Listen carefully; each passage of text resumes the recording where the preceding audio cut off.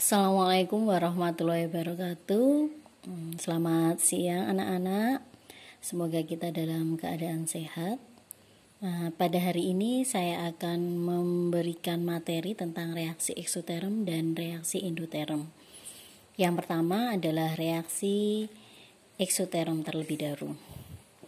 Reaksi eksoterm itu adalah reaksi yang melepaskan kalor atau menghasilkan energi.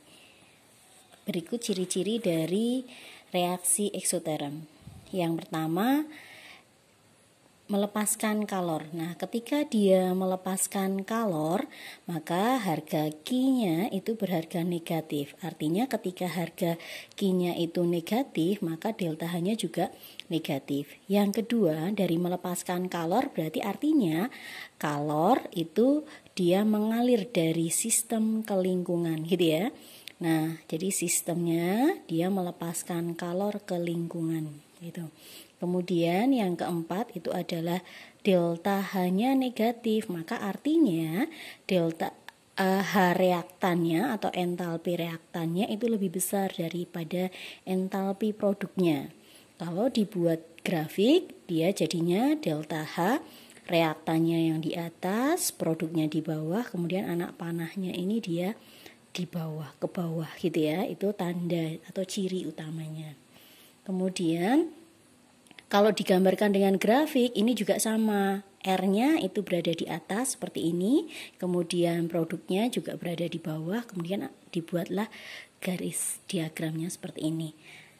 Yang di atas itu adalah energi aktivasi. Jadi energi yang dibutuhkan untuk senyawa itu bereaksi itu disebut dengan EA gitu ya.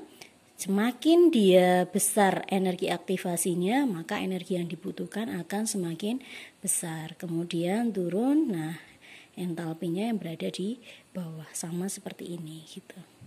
Kemudian reaksi endoterm.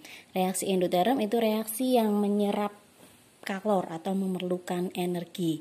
Ciri-cirinya itu dia yang pertama menyerap kalor. Nah, menyerap kalor itu berarti delta H-nya sama dengan positif atau Q-nya positif. Artinya kalor itu dia mengalir dari lingkungan ke sistem.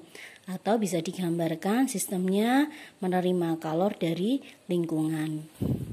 Kemudian yang keempat, delta H-nya berharga positif, maka artinya H produknya itu lebih besar daripada H reaktannya. Yang kelima, ketika dia dibuat grafik, P-nya itu berada di atas, R-nya berada di bawah, sehingga anak panahnya ke atas gitu.